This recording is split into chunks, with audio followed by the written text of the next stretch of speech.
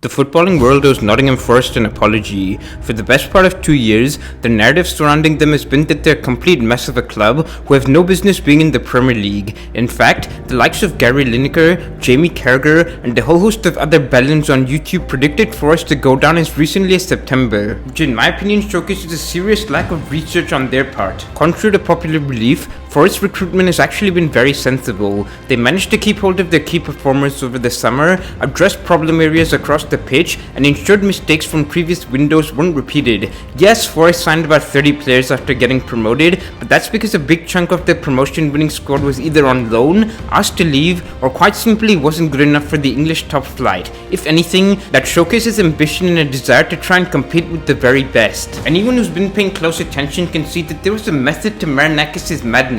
Instead of dicking about and hoping for the best, the recruitment team decided that the right course of action would be to bring in a load of bodies and let competition do the talking. Those who were good enough were welcome to stay, while those who weren't were fucked off sharpish. Obviously, that initially led to a highly disrupted dressing room with little to no chemistry, but once things settled down, they were always likely to push on. That being said, no one could have realistically predicted that Forest would become this good. Personally, I had them down for a Conference League spot, but at the minute, they look like they're about to welcome Champions League football back to the City ground. They're sitting pretty in third and have beaten both Liverpool and Man United at Anfield and Old Trafford respectively. That, my friends, is absolutely fucking barmy, particularly considering it's the only game the former have lost all season. What's even more mad is that they're doing all this with the 7th lowest wage bill across the Premier League. Now, some may argue that talks of them replicating Leicester's achievement in 2016 is premature, but here's how I see it. When Ranieri's men did win the league against all odds, the game which really instilled belief that they might actually go on to do it was a 3-1 away victory against Man City in February.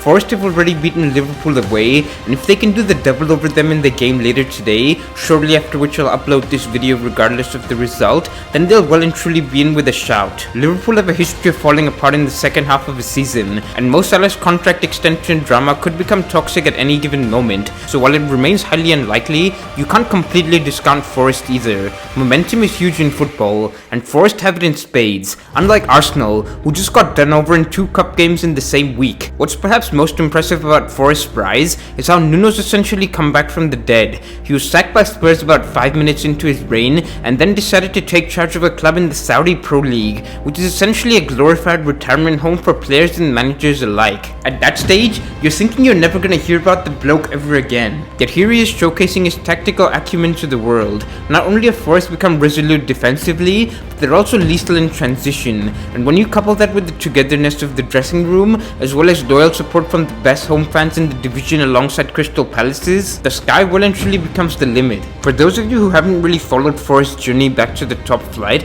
there's been no shortage of calamities over the last couple of decades. They dropped all the way down to League One, were handed a 5-goal mauling in the playoffs by Yeovil Town, went out of the League Cup to Macclesfield, got their pants pulled down in the Johnston's Paint Trophy by Woking, and crashed out of the FA Cup to Leicester City. All those shitty moments only makes their current situation that bit sweeter, and I believe it's imperative for football that the likes of them and Villa, who are proper clubs with a rich history, continue their upward trajectory in a sport that's quickly losing any semblance of romanticism. Subscribe if you liked the video, and don't if you thought it was shite.